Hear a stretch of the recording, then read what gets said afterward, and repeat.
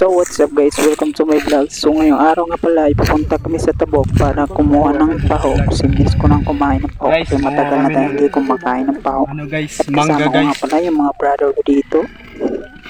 At ito nga pala yung gagamitin ko sa sawan guys. Pagkaratingan namin sa Tabok ay agad kong binidyohan yung view kasi nagagandahan ako. Kita nyo naman diba, sobrang ganda. Kaya lang medyo natuyo na yung damo. Hindi na kagaya ng dati na sobrang ganda. Bato tayo, ito yung gamitin natin.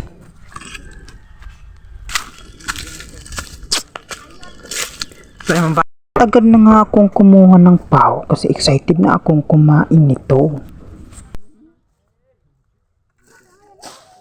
At buti na lang isang bato ko ay agad kong nakuha yung pahong raw-raw. Ito nga pala yung nakuha natin guys. At agad ko na nga itong kinain kasi sobrang sarap talaga.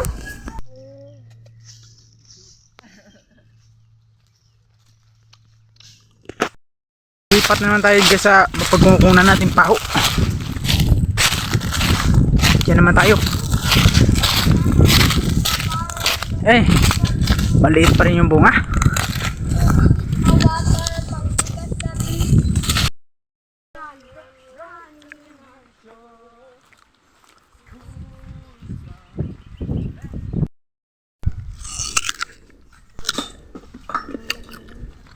Pagka na mabuha ka ng ulo niyo ron.